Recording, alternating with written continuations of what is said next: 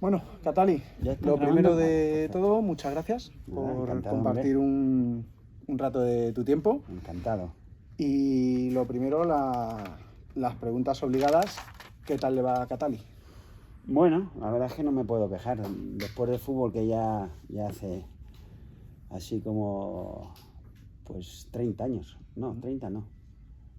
Más o menos, por ahí. Que lo dejé, pues ha habido tiempo para hacer muchas cosas.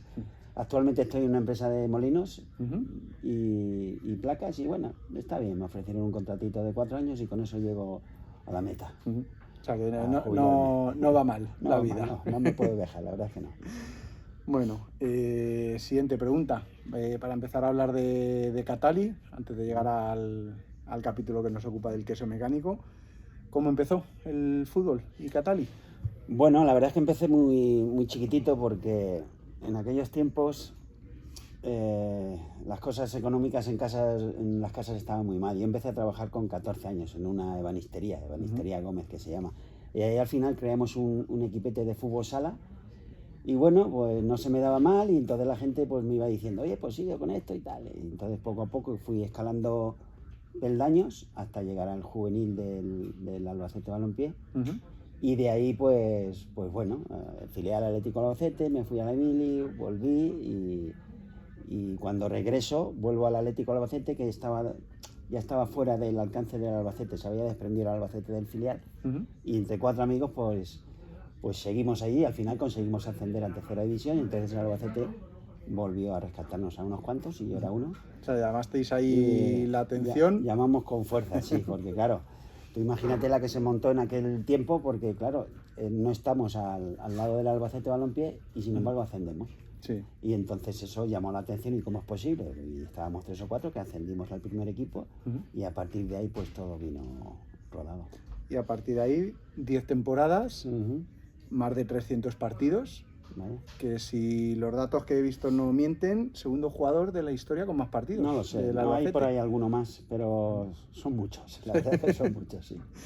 Y llegaste a ser capitán en el equipo de tu tierra. La verdad es que lo del brazalete, bueno, desde el principio, porque en el filial también llegué a ser capitán y luego una vez que subí al primer equipo, pues en el segundo año mío, pues ya me pusieron el brazalete, a pesar de que había gente mucho más veterana que yo, con mucha más experiencia, pero algo vieron en mí esa capacidad de no sé, de llevar conmigo a la gente, pues intentar, por mi forma de ser, que yo soy muy positivo, pues bueno, se me dio bien y gracias a Dios estoy muy contento, sí. ¿Qué crees tú, como capitán que has sido, las cualidades que tiene que reunir un capitán, más allá de que, bueno, por tradición se suele elegir pues a los que llevan más tiempo, salvo algún caso puntual? Bueno, yo creo principal es el liderazgo. Tú tienes que tener, tienes que ser capaz en el campo, porque claro, imagínate, el entrenador está desde el banquillo y más en primera división que es muy difícil que te oigan, ¿no? Que oigamos al entrenador. Y entonces ser ese segundo entrenador o ese primer entrenador dentro del campo y hacer lo que en definitiva a mí el entrenador me pedía y era pues comandar a mis esa extensión, ¿no?, que se dice del entrenador. Y luego ver a ese típico jugador que no le sale el partido, estar con él, vamos, ánimo, tal. Y luego, la verdad es que yo donde más trabajaba era fuera del campo, sin duda. En las concentraciones, en las cenas, en ese cara a cara que tienes con el compañero que no lo está pasando bien. Ahí, hay de reconocer en esas cenas que hacíais los jueves, ¿no? Sí, todos los jueves. Estás informado. Sí. La verdad es que sí. Hay que traer las cositas preparadas, claro, porque me llamó la atención. Claro, hablamos de eso porque la gente se sorprendía, pero claro, evidentemente nosotros, como se daba bien luego el domingo, pues claro, se cogió por una norma. Todos los jueves salíamos, todos los santos de los jueves salíamos.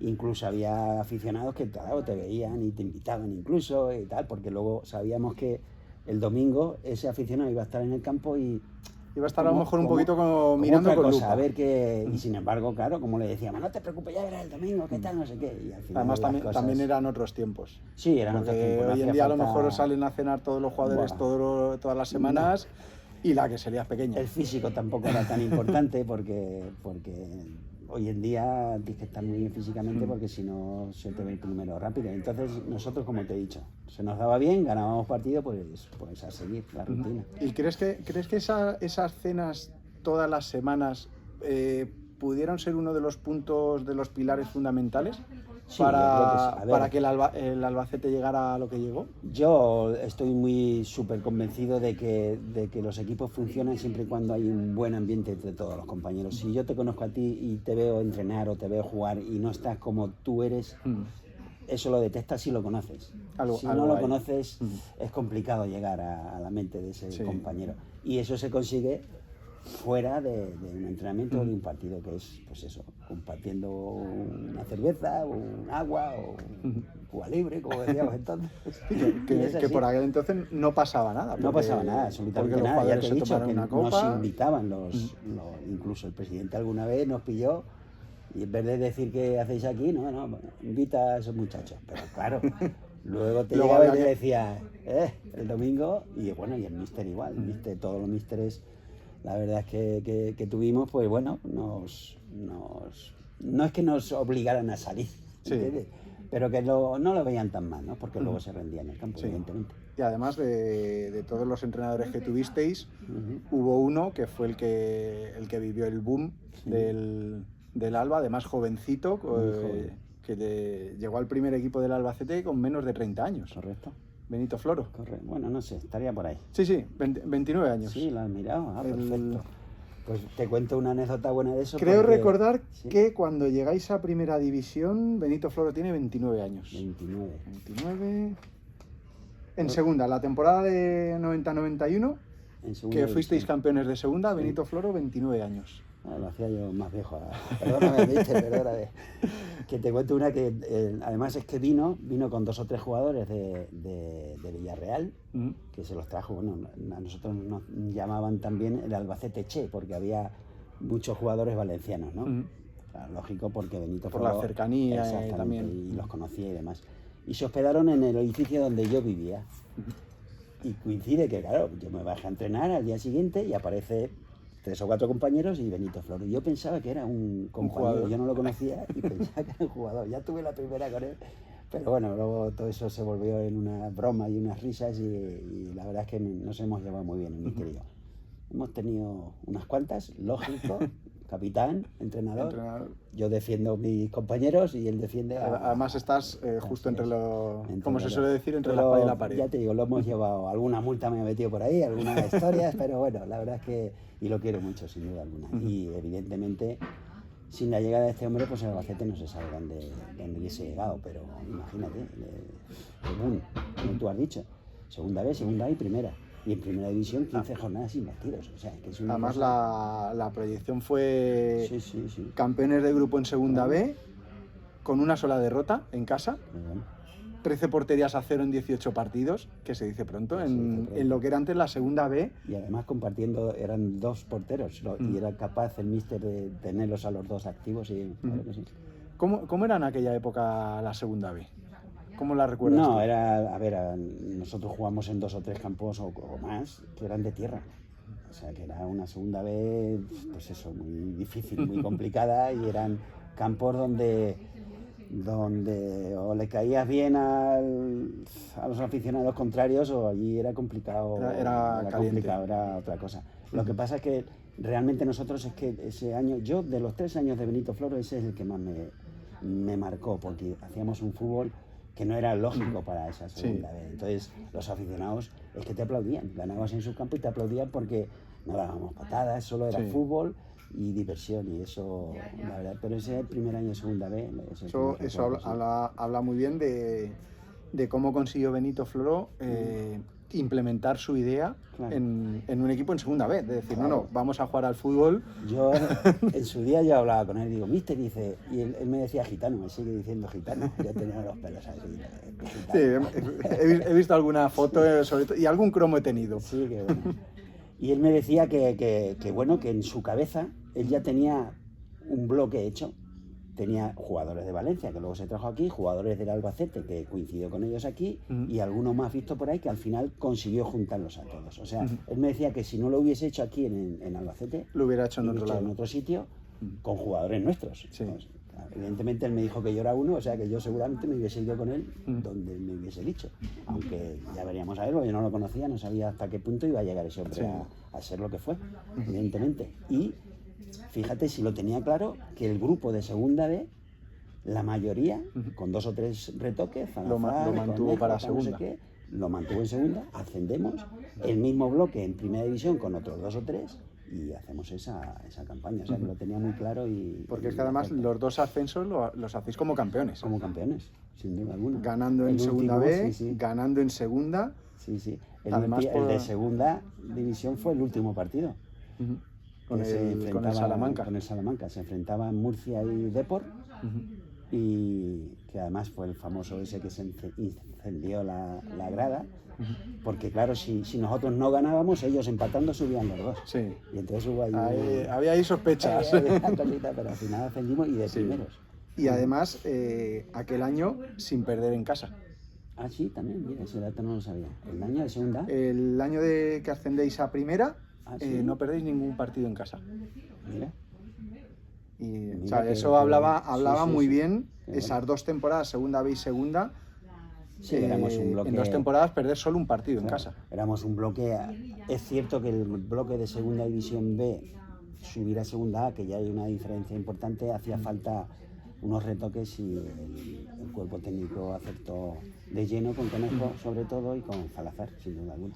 Sí, porque además el año de segunda quedáis por delante de equipos como el Depor, el Murcia o el Málaga. El Málaga. Y descienden Granada, históricos también, el Elche, Salamanca y Levante. Fíjate. Sí, no, fue un año importante y bueno, y demostramos que podíamos estar ahí arriba y al final, fíjate, que nadie lo esperaba y ascendemos a primera división, que no le iba a decir a nosotros. Y de las últimas temporadas que tuvimos la suerte de tener en el fútbol profesional, pues, equipos como el Lleida, Figueres, Sestao, el Sabadell, el Palamós. Fíjate. Era otro fútbol. Era otro fútbol, sí, era otro fútbol. Y aquel año, pues lo que tú dices, Salazar en segunda llega a 15 goles. 15 goles, y además golazos. Y ya no solo eso, sino pues eso que nos hizo jugar, no sé las asistencias que daría ese hombre. Pero aparte un auténtico líder, sin duda alguna. Nunca se arrugaba, siempre pedía el balón en esos partidos complicados y tener un jugador como esos y al lado uno que corría para él, pues, siempre lo decía. El Makelele de Albacete, ¿no? Siempre lo decía. No, yo a mi casa, aquí al lado, claro que sí. O sea, que hubo buena sintonía entre Muy buena Salazar parte. y tú. Sí, nos adoramos. Él me dice hermano. Bueno, también su forma de hablar de sudamericano, pero es que yo con ese hombre, a ver, yo era capaz yo siempre he sido muy trotón, muy de correr, muy de pelear y demás. Yo siempre que, como te he dicho, yo robaba el balón y mi única obsesión era dársela a él, porque era el que sabía jugar. Pero claro, si yo se la daba 4 o 5 veces y él no le salía o la perdía, ya yo era capaz de mirarlo y decirle, ¿qué pasa? Y si no le salía, entonces claro, es que hicieron una entrevista y me gustó mucho porque él decía, el Cata me miraba y si me miraba, claro, yo te miro porque te la estoy dando, me estoy echando a correr, te la doy, y tú la pierdes y te quedas ahí, no, si la pierdes a correr y además que predispuesto y fue un auténtico líder. Es cierto que él venía, él vino a Cádiz, luego el Español, y el Español jugó muy poquito y él venía ya un poco en decadencia, si no... Era como su última bala aquí en Europa. Si o sea, que aquí le rescatasteis un aquí poco, por suerte también, para los que nos gustaba el fútbol. Y para él, sin duda alguna. El mejor de la historia. Aunque gente como yo lo sufriera, porque yo soy del Atleti, y me acuerdo de aquel gol que le mete a Diego. Que no fue el único que metió así. No, y en segunda también metió con el exterior, un poco más, no tan lejos, pero con el exterior al levantar. Además tenía un golpeo muy bueno. Y yo he intentado muchas veces eso, alguna vez hemos hablado y lo hemos intentado, yo no la llego ni 3 veces. Increíble y pegada, además. También luego tuvimos suerte de empezar un proyecto, una escuelita de fútbol que tuvimos, y a los chiquillos pequeños les hacía, claro, les intentaba enseñar, bajo consentimiento de los padres, darle al balón descalzos. Porque ahí es donde tú notas realmente si el balón le golpeas bien o no. Si te haces daño, algo has hecho mal. Y claro, es que este tipo le pega a la pelota el cañón de la Mancha, sí señor. Y llegáis a primera, Como tú bien has dicho, prácticamente el mismo grupo de segunda B a primera, Sí. con algunos fichajes. Sí, aparece Geli, el actual presidente del Girona, aparece Ismael Urzay también, que luego estuvo en Bilbao, Santidenia, Santidenia, claro que sí, y claro, son jugadores estamos hablando de nombres importantes. Que fíjate luego a lo que fueron llegando cada uno, Claro. del Figuel y Santi al Atleti. Sí, y capitán 10 años, o sea, no, Urzay máximo goleador de Bilbao, o sea, es que son jugadores que te dan ese empaque que necesitas para primera. Claro que sí. Y el primer año, en primera, quedáis por encima de Sevilla, Bilbao, Español. Séptimos. Y es que A un tuvimos que estar punto. terceros, es que nadie se lo creía, ni nosotros mismos, pero... De hecho, le metéis un 4-0 al Bilbao, 4-0 en el al Carlos Bilbao. Belmonte. Sí, señor. Sí, señor. Un 3-1 al Atlético de Madrid. Al Atlético de Madrid, ahí metí yo un gol, sí. Qué bueno. Y sobre todo, que ese partido seguro que te acuerdas, un empate a 1 con el Barcelona. Sí, claro, también metí gol. Primer gol de Catali en primera división. Inolvidable por todo. Yo no soy goleador, ni mucho menos. Lo que pasa que, bueno, yo le decía al míster que me dejase y él me decía, gitano, si subes hay que bajar. Y yo, no te preocupes. Y yo era capaz de, porque me gustaba mucho el gol, aunque no era goleador. Y fíjate, ese año contra el Barcelona, primera vez que visito al Barcelona aquí, mi primer gol en primera división, televisado, fue nombrado mejor gol de la jornada, o sea, es inolvidable.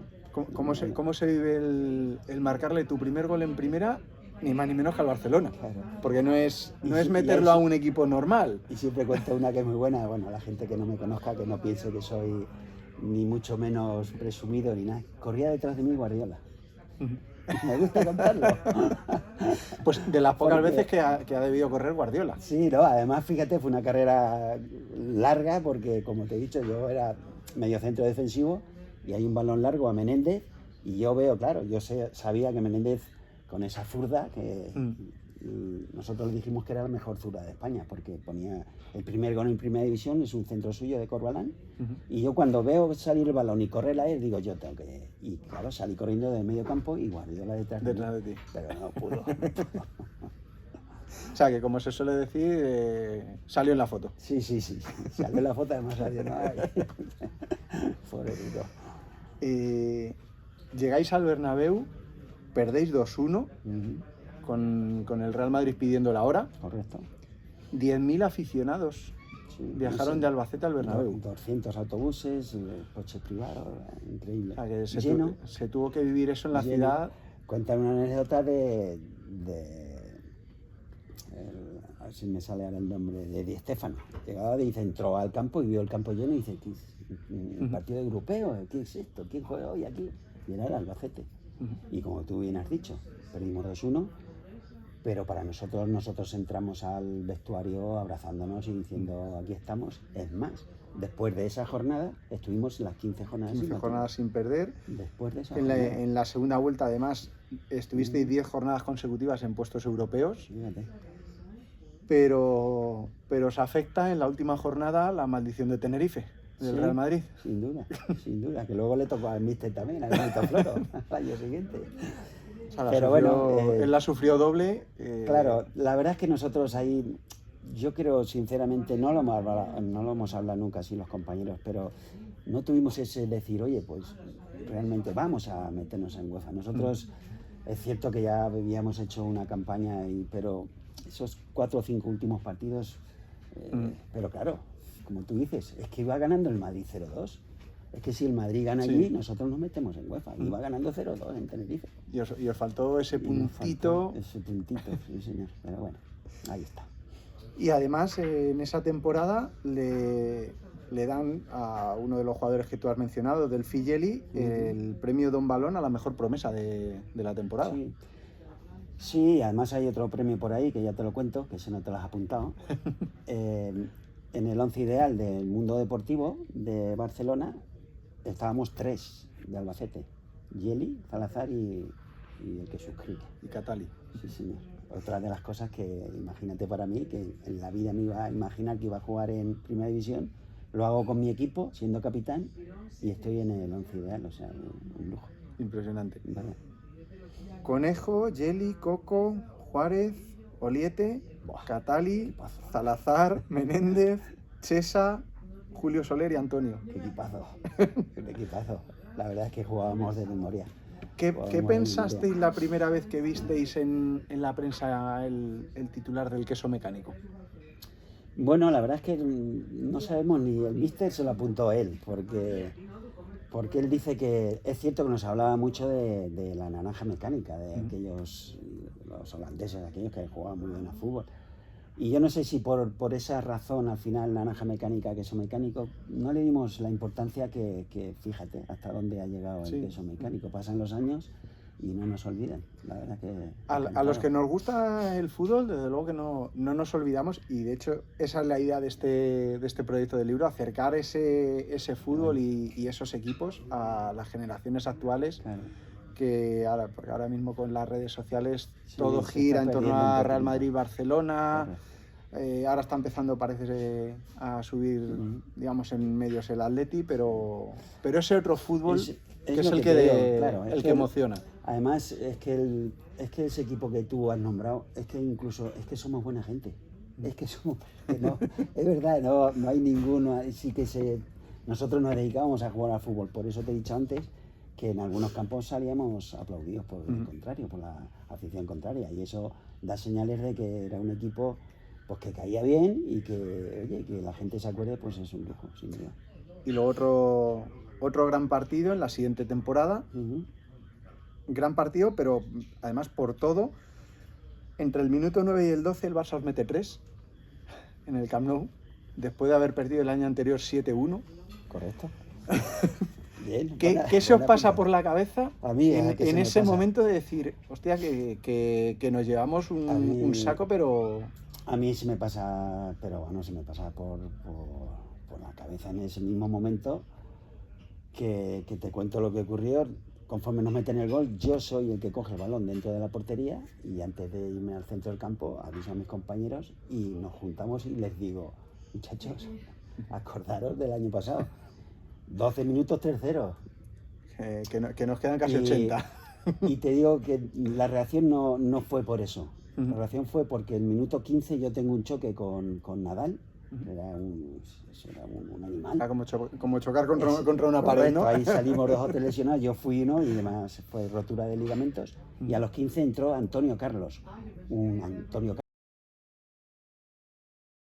Era brasileño, fue capitán de la selección brasileña y le dio la vuelta al partido él solo. Metió un gol, Salazar luego metió el último. O sea que aparte de la arenga que yo les dije a mis compañeros, era que Catali sale y entró fuera de serie, que era... Y cuando empatasteis, luego el vestuario al final del partido tenía que ser... locos, pero porque no nos dio tiempo más porque se acababa el partido. Si no, se había ganado ese partido, sí, porque el Barcelona estaba totalmente cao, sí, sin duda. Europa, prepárate. Vaya. Sonó... A un punto estuvimos, a uno. Sonó como se suele decir hoy en día, en aquella previa del partido con el Salamanca, que algo había que decir, algo había que hacer. Lo típico de sujétame el cubata.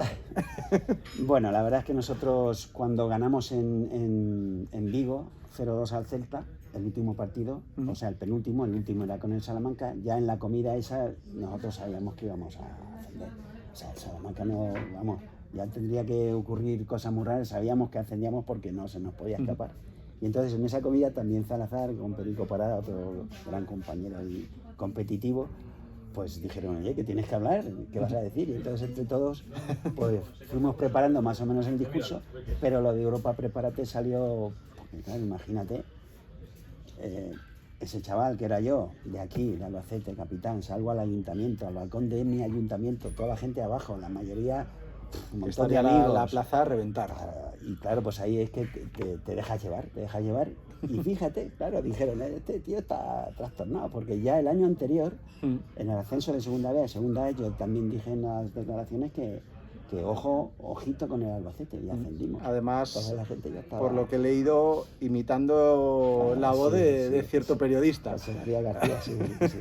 Nada, pues son cosas que en ese momento salen por la alegría que tiene uno, y bueno, salió bien y gustó.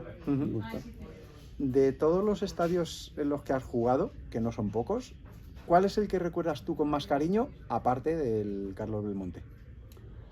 Hombre, yo nací con un cuadro del Real Madrid. Yo soy del Madrid por imposición. Pero no soy de los... me gusta el fútbol, ahora me gusta mucho el Barcelona, me gusta mucho el Atlético de Madrid como compite, pero es que ese campo, el Bernabéu, es que es tan recogidito, en aquellos tiempos se podía fumar, o sea, tú entrabas ahí y parecías una olla, o sea, a mí me llamó mucho la atención el Bernabéu, el Nou Camp, por lo grande que es, por la gente que entra, pero sobre todo el Bernabéu. Y el estadio con la afición más caliente de estos que decías tú cada vez que te tocaba ir a jugar, es que aquí... Atlético de Madrid. Los colchoneros es que son... El Calderón. Sí, el Calderón. Nos cantaban todos los paletos fuera de Madrid, bueno, cositas de esas que... Pero bueno... Que si se cantaran hoy... Por eso. Pero bueno, que son cosas que se hacen en los campos y hay que aceptarlas. ¿Cómo era jugar? Porque en aquella época todavía teníamos la suerte de tener aquel mítico equipo. ¿Cómo era jugar en las Gaunas? Las Gaunas también recuerdo el último partido, empatamos a 1. Con ellos jugaba Póster, que por cierto metió el gol él. Y las Gaunas es que era el típico, no sé cómo decirte, estilo inglés, no sé, muy cerca del público. Cerca del público, el campo regular, era un partido físico, muy físico. Nosotros ahí empatamos a 1 porque nos dejamos la vida ahí, pero estaba Setién también estaba, o sea que ¿cómo se llama? Abadía. O sea, es que tenían un equipazo, el portero estaba Lopetegui también, creo, estaba por ahí, me parece, creo recordar. O sea, que jugar ahí en las Gaunas es complicado. Luego fui a ver a mi compañero Perico Parada, que firmó ahí en el Logroñés, y la verdad es que hierve. A mí esos campos me encantan. Sí. ¿El rival más duro al que te has tenido que enfrentar en un campo, de jugador, que dijeras tú, es que este... Sí, bueno, duro no, es que era buenísimo. Redondo con el Tenerife, vino aquí a Albacete y yo creo que perdimos 0-1, me parece, contra el Tenerife. Y el chaval ese venía con 19 años, yo ya tenía mis 26, 27 tacos y me pegó una corrida increíble. Pero ya no solo futbolísticamente, sino que no paraba de llamarte burro, te voy a hacer un cañita ahora, ¿dónde vas vos? O sea, y yo digo, pero bueno, este tío...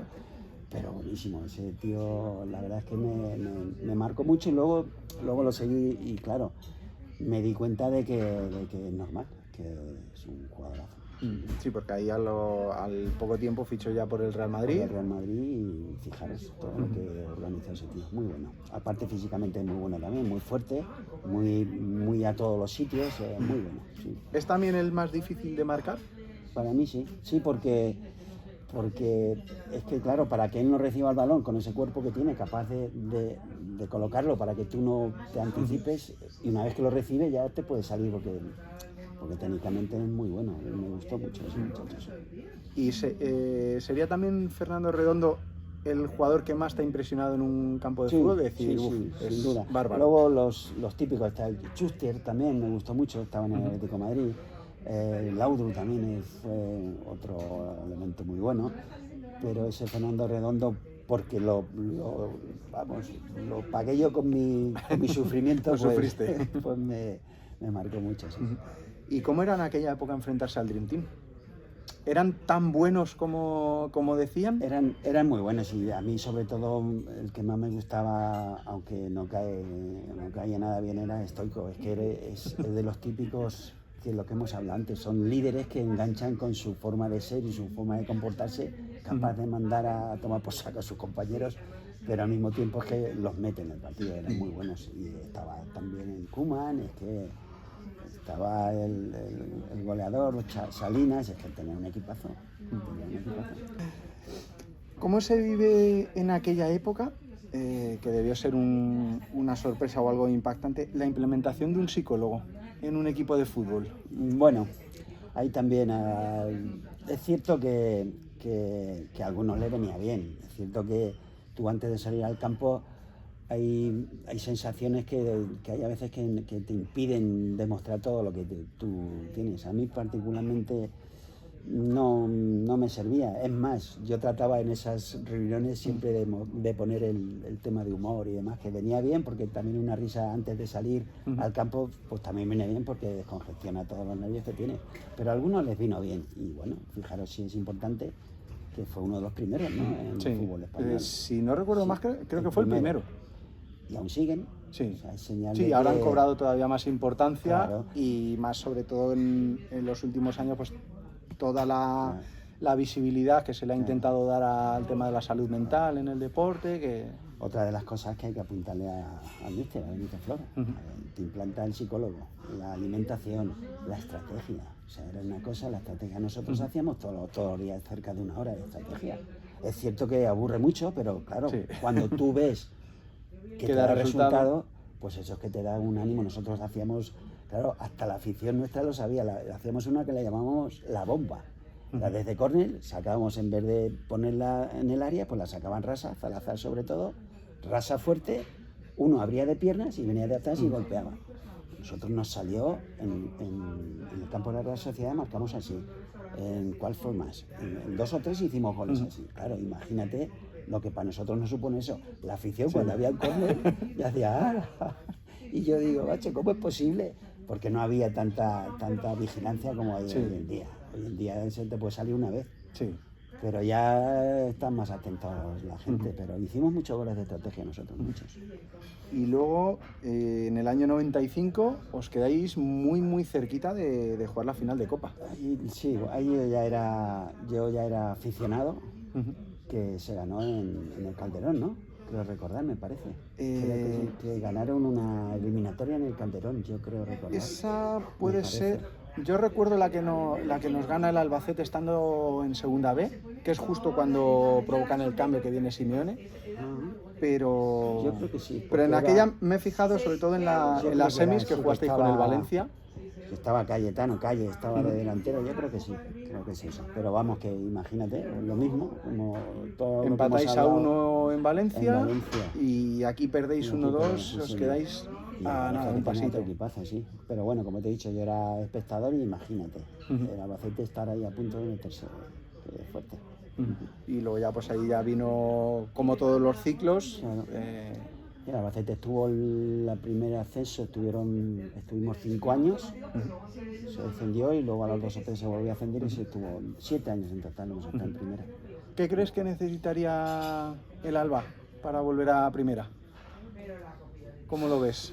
Complicado, es que fíjate la segunda que hay este año, que es muy complicado, se tienen que juntar muchas cosas y es muy complicado. Yo creo que el Albacete lo que tiene que centrarse es en ser un fijo de segunda, y luego si algún año tienes la suerte de conseguir esas cosas, esa unión, ese tipazo, ese todo, pues estar un poquito ahí en primera división pues tampoco viene mal, pero la primera división es complicado. Si ya es la segunda con tantos equipos que han estado en primera división, pues además hay muchos que este año que tienen pasado incluso en competición europea. Claro, por eso, entonces fíjate, y hoy en día, claro, la primera división, si quitas los 4 o 5 de arriba, a no ser que alguna sorpresa siempre sale, pues los demás equipos sufren. Y la verdad que no está para sufrir. Y ya la última pregunta, que no vamos a desvelar tampoco mucho para que la gente busque. ¿Qué ha sido de Cindy?